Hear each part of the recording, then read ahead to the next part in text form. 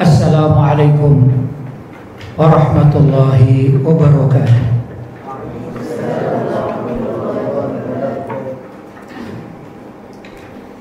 Alhamdulillah, wassalatu wassalamu ala rasulillah Sayyidina Muhammad ibn Abdillah wa ala alihi wa sahbihi wa man wala wa la hawla wa la quwata illa billah, amma ba'd.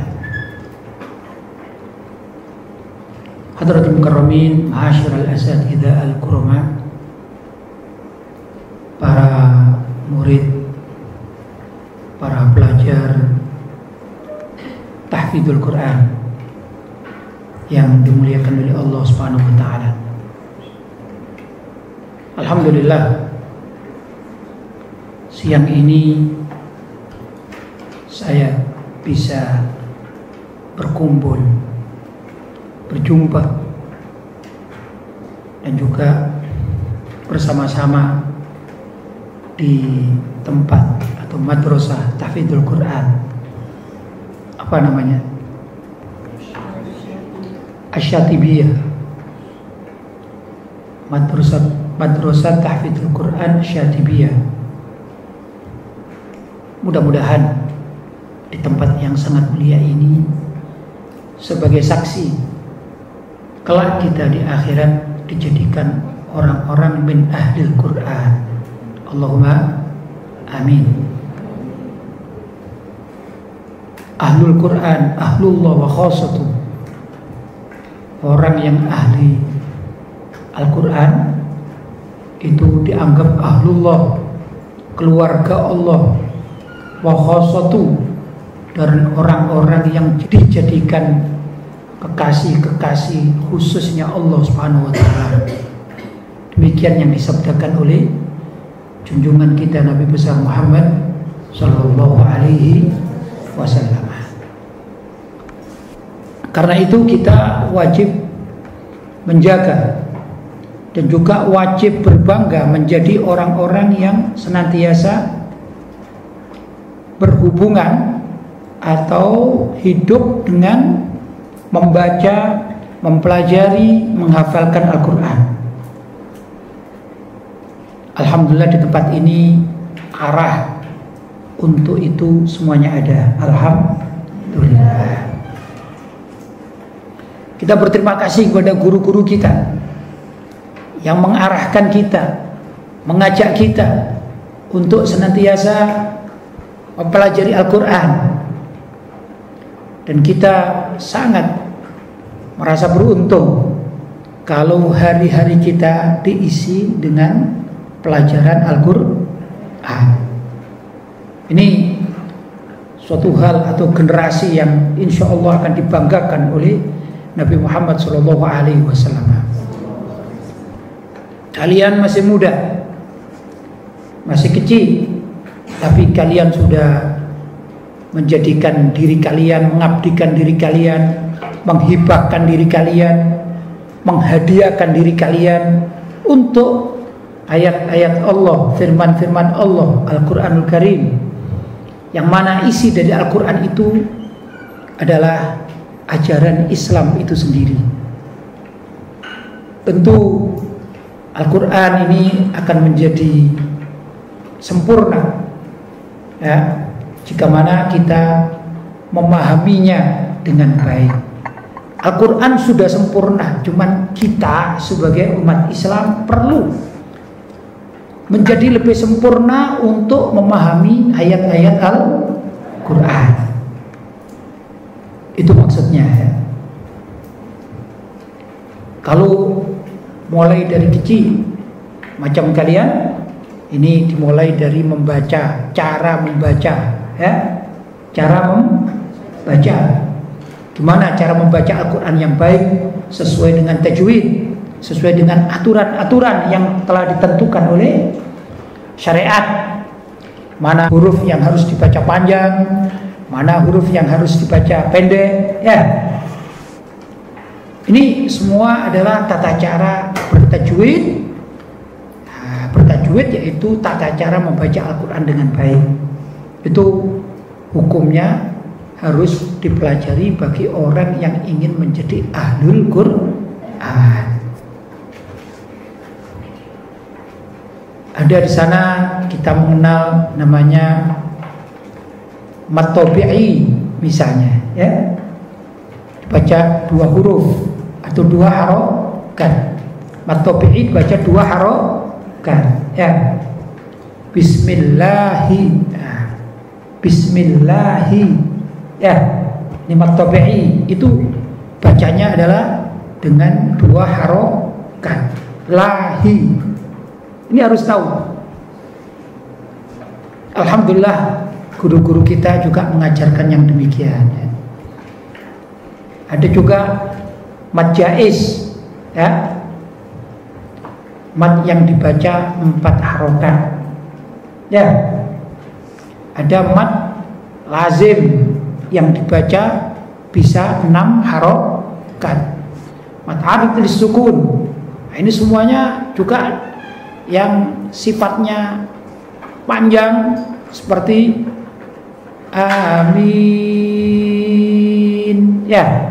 Mat arid lisukun. Ini ilmu-ilmu tajwid semacam itu harus kita ketahui bila mana kita ingin menjadi ahlul Quran. Karena di dalam hadis tadi disebutkan ahlul Quran ahlullah wa khassatuh. Orang yang ahli Al-Quran itu adalah ahlullah, dianggap keluarganya Allah. Wa khassatuh, dan orang-orang yang dikhususkan oleh Allah. Karena itu para pelajar-pelajar tahfidzul Quran harus berbangga, tapi tetap harus menjaga bagaimana caranya. Kalau kita sudah dianggap keluarga, ya, atau orang-orang yang dikhususkan oleh Allah, diperhatikan khusus, maka tidak boleh sembarangan berbuat. Naudzubillah kalau berbuat maksiat kepada Allah. Naudzubillah, tsumma naudzubillah. Ya. Saya contohkan. Kalau ada seorang yang terhormat, ya, kalau di Malaysia ini macam seorang datuk, ya, terhormat. Kemudian kita diangkat atau diambil menjadi anak angkat dari datuk tersebut. Semula kita waktu di rumah kita bebas bermain, ya, kita bebas buat segala macam apa yang ingin kita lakukan. Tapi begitu diambil anak angkat oleh seorang datuk, maka kita harus bisa merubah diri, ya, agar tetap dicintai oleh datuk yang terhormat tersebut. Betul? Soal kalau kita melanggar peraturan datuk itu, kita akan dikembalikan ke rumah kita, tak jadi anak angkat. Betul? Kenapa? Ya, karena tidak bisa taat kepada aturan datuk itu. Misalnya datuk itu yang menjadi ayah angkat kita adalah orang yang senang mengajak kita pergi sholat ke masjid selalu, ya. Maka kalau kita kepingin terus menjadi anak sang datuk, anak angkat dari sang datuk, kita pun harus belajar aktif sholat 5 waktu, ikut beliau ke masjid. Kebetulan misalnya datuk ini tidak suka main bola, kebetulan ini, ya, dan dia akan marah kalau melihat anak angkatnya ini main bola. Dia akan marah. Kita tahu. Gimana kira-kira kalau ingin menjadi tetap sebagai anak angkat datuk ini, boleh tidak kita main bola? Tak boleh. Soal apa? Kalau kita main bola, kita akan dipulangkan ke rumah orang tua kita, ya, ke kampung kita. Soalnya apa? Soalnya datuk itu tak suka main bola, tak suka lihat anak angkatnya main bola. Betul? Datuk itu kebetulan lebih suka kalau anak angkatnya Kemana? Ke masjid. Nah, agar kita tetap menjadi anak angkat yang dicintai oleh datuk, maka harus kita ini belajar, kita menjaga, walaupun berat bagi kita untuk melakukannya, ya, maka kita harus tetap bagaimana setiap sholat 5 waktu pergi ke masjid. Kalau itu yang kita lakukan, insya Allah datuk tadi yang menjadi ayah angkat kita akan terus senang. Ya, dan kalau senang kepada kita, maka segala sesuatu milik datuk itu akan diberikan kepada kita. Tempat tinggal yang enak, betul? Ya, kalau diajak makan yang enak, kita juga ikut makan yang enak. Ya, fasilitas-fasilitas yang lain akan disediakan. Kenapa? Karena datuk itu cinta kepada kita. Jelas? Jelas? Itu gambaran, gambaran, perumpamaan, permisalan. Ya, karena kita sudah dianggap sebagai keluarganya datuk. Ini dalam hadis dikatakan ahlul Quran, ahlullah. Bahwa orang yang menjadi ahlinya Al-Quran dianggap ahlullah, keluarganya Allah. Agar kita tidak diusir dari dianggap sebagai keluarga Allah, maka jangan sekali-kali melanggar syariat. Ya, agar kita menjadikan orang yang tetap dicintai oleh Allah, maka kita harus menjaga diri bagaimana caranya kita mengamalkan syariat yang benar. Jelas? Wa khassatu, bukan sekedar keluarga saja. Wa khassatu, dan orang yang ahli Quran ini dianggap orang yang menjadi kekhususan Allah. Orang khusus. Apa ya orang khusus itu? Kalau anak itu kan ada anak biasa, ada anak emas. Betul? Tahu ngerti anak emas? Anak yang paling dimanja, yang paling disuka, yang paling disayang, yang paling dicinta. Ya dah. Ini kekhususan. Maka ahlul Quran ibarat anak gitu, anak emas. Ya, ibarat anak adalah anak emas yang sangat dicintai oleh Allah. Begitu. Nah, kalau kita ingin tetap menjadi orang yang dicintai oleh Allah, orang yang dianggap keluarga oleh Allah, ya, menjadi orang-orang khusus dari Allah SWT, maka ahlul Quran harus bijak, harus bisa menjaga diri, harus bisa berbuat baik, harus terus, tidak boleh berbuat segala sesuatu karena kemauan hawa nafsunya, tidak boleh. Semua itu harus terukur dengan syariat, terukur dengan syariat. Bagaimana mempelajari syariat yang benar? Kalau mulai kecil ini kita belajar Al-Quran, ya, maka hendaklah kalau sudah mulai mengerti sikit-sikit ilmu, sudah mulai mendalam, kita tambah dengan ilmu hadis, ya, ilmu yang diajarkan oleh baginda Nabi Muhammad Sallallahu Alaihi Wasallam. Ya, nah kalau sudah kita belajar hadis, artinya Al-Quran dengan hadis itu adalah sumber hukum bagi umat Islam. Ya, maka segala sesuatunya kita harus sesuai dengan Al-Quran dan hadis. Tapi ma'asyiral muslimin, para santri yang dirahmati Allah, untuk mempelajari Al-Quran dan hadis dengan benar, memahaminya ini tidak mudah, alias mempunyai tingkat kesukaran yang tinggi. Maka dibantulah oleh para ulama dengan ilmu fikih atau ilmu fikih, kata orang Indonesia, ilmu fikih menurut bahasa Malaysia. Jadi kalau kita belajar Al-Quran, kemudian kita sikit-sikit belajar hadis, kemudian di sana kita mulai untuk membuka ilmu fikih atau fikih. Apa itu ilmu fikih? Yaitu ilmu yang mengajari kita untuk mempermudah tata cara mengamalkan syariat, semacam sholat misalnya. ya, semacam sholat. Orang kalau tidak tahu ilmu fikih ini sering salah. Maaf ya kalau saya bicara fikih karena saya orang Indonesia ya. Kalau para santri, para pelajar di sini bilang apa? Ilmu fikih. Tapi mengerti ya, ilmu fikih itu ilmu fikih sama ya. Cuman lisannya yang berbeda ya, lisannya yang berbeda. Kalau kita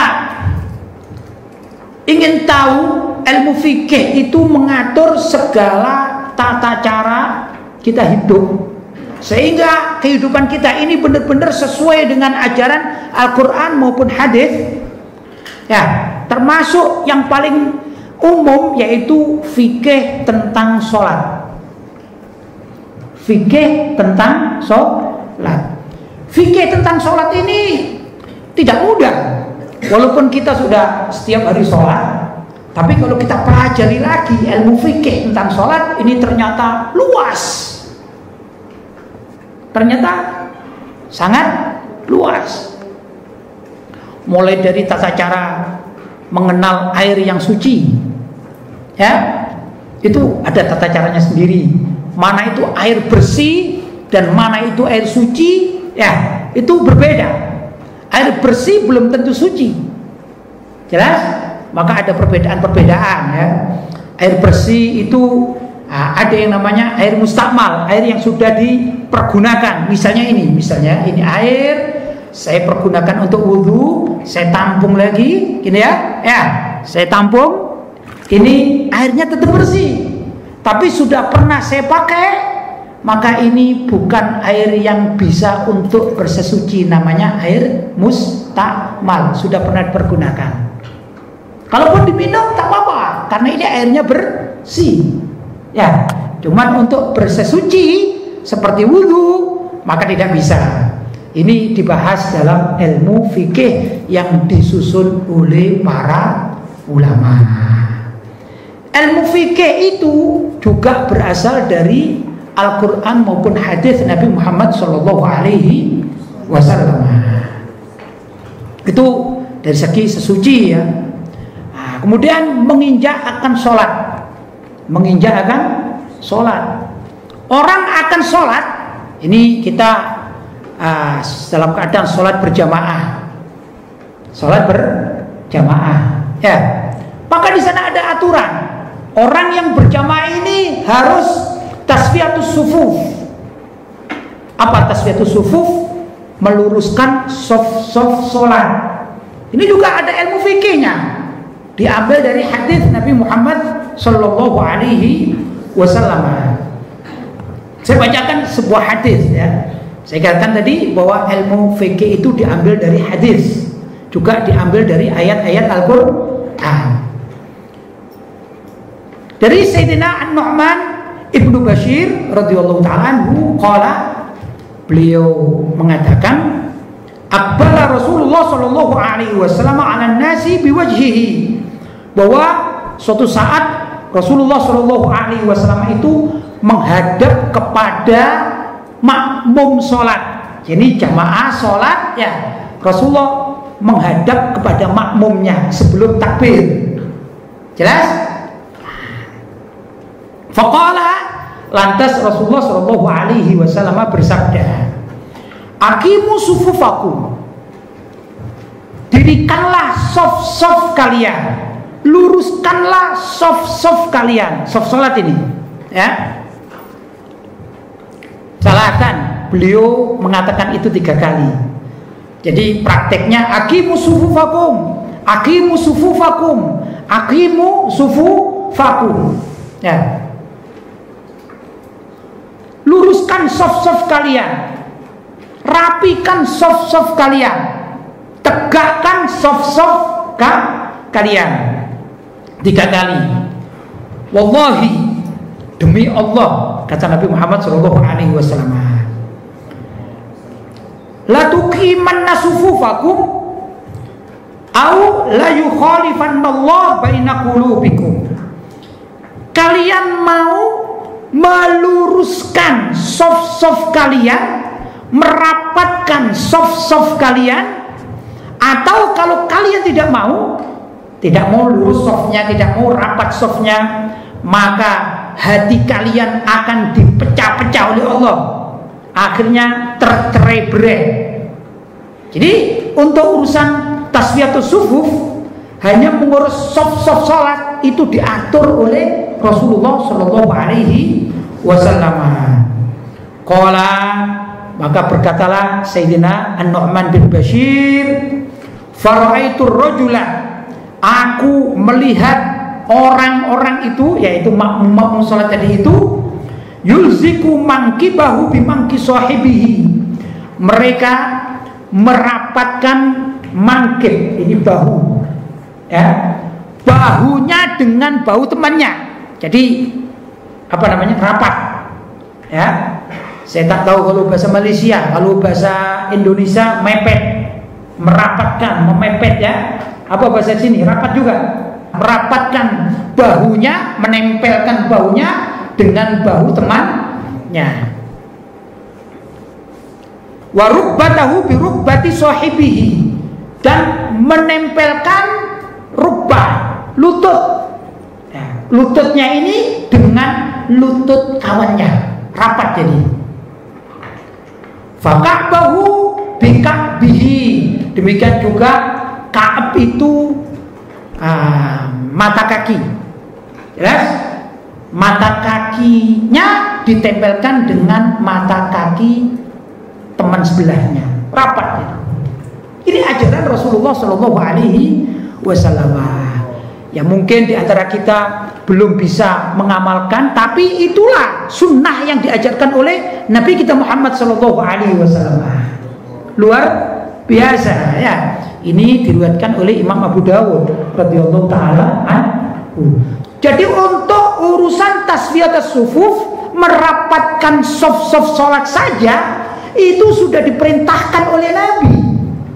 Kalau kita ingin menjadi orang pecinta Rasulullah Shallallahu Alaihi Wasallam, yang otomatis menjadi kekasih Allah, yang dikatakan ahlul Quran tadi itu, ahlullah wa khosatu, ahlul Quran itu adalah keluarga Allah dan kekhususan Allah, maka orang tersebut juga harus belajar kepada Rasulullah Shallallahu Alaihi Wasallam, praktek peribadatan hadis, ya. Dalam bab ini adalah tentang tasfiyatus sufuf, soft salat. Jadi soft salat itu bukan tradisi orang sekarang atau bukan tradisi orang Arab, bukan, ya. Tapi soft salat ini adalah ajaran Rasul Shallallahu Alaihi Wasallam, syariat Islam, luar biasa. Adik-adik belajar sudah melaksanakan di sini al-mangkib bil mangkib, gimana? Bahu bertemu dengan bahu, ar-rukbah bil rukbah, apa ini? Lutut ketemu dengan lutut, al-ka'ab bil ka'ab, mata kaki ketemu dengan mata kaki.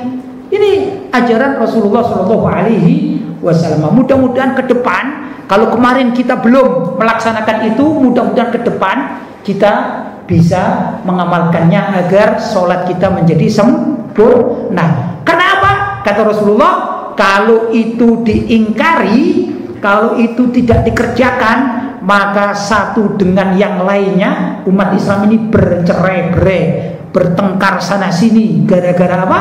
Gara-gara soft sholatnya ini tidak sempurna. Naudzubillah, kalau ada orang yang mengatakan, oh soft sholat itu ya bebas-bebas saja lah, ya. Kalau rapat itu kan tradisi Arab. Wah, ini namanya tidak mengerti ilmu fikih, tidak mengerti ilmu hadis, ya dah. Tapi kalau orang alim, maka dia pasti akan memahami ajaran fikih, atau di sini kebetulan fikihnya diambil dari hadis Nabi Muhammad Sallallahu Alaihi Wasallam. Para santri yang dirahmati oleh Allah itu dari segi apa? Tasfiyatus sufuf, akan melaksanakan sholat. Dan kalau sudah masuk dalam bab sholat juga ada fikihnya, ya. Maka fikih ini juga perlu. Bagaimana tata cara takbiratul ihram, betul? Nah, tadi kita kembali kepada yang paling atas adalah Al-Quran. Al-Quran ini hukum. Dalam Al-Quran ini cuman disebutkan sebagai aturan besar. Aqimus sholata, kalian hendaklah mengerjakan sholat. Ya, perintah secara umum. Mungkin kalau tahun ajaran baru itu ada pengumuman ya, pendaftaran pesantren ini, sekolah ini, ya, sudah tercatat tanggal sekian sampai sekian, itu aturan. Jelas? Itu ibarat ayat-ayat Al-Quran, aturan besar. Begitu masuk daftar, maka mulai ada peraturan. Orang yang daftar, ini hadisnya ya, orang yang daftar tanggal sekian sampai tanggal sekian harus menyerahkan foto, ya, menyerahkan identitas, betul? Ya, diantarkan orang tua, membayar sekian, itu ibarat hadis. Jelas? Ibarat hadis. Lebih detail, lebih rinci. Jelas? Nah, kalau kepingin rinci lagi, mulai dari pelajaran kelasnya apa, hari ini jadwal programnya apa, itu ilmu fikih. Ya, misalnya siang ini ada kajian, siang ini ya diumumkan pada para santri, para murid ya, para murid harap membawa buku ini, jadwalnya ini dan itu. Betul? Ini ibarat ilmu fikih, ya. Nah, kalau kepingin sempurna menjadi santri atau menjadi murid atau menjadi pelajar, maka 3 macam ini juga harus dipenuhi. Apa itu? Fikihnya harus dipelajari dengan baik, hadisnya harus dipelajari dengan baik setelah mendalami pelajaran Al-Quran. Ya. Nah, ya, ikhwan, para santri rahmatullahi Allah SWT, di dalam kesempatan yang sangat baik ini, mungkin itu dulu saya cukupkan. Kalau ada hal-hal yang kurang difahami, kita bisa diskusikan habis ini ya. Ada tanya jawab, mau bertanya insya Allah saya jawab ya.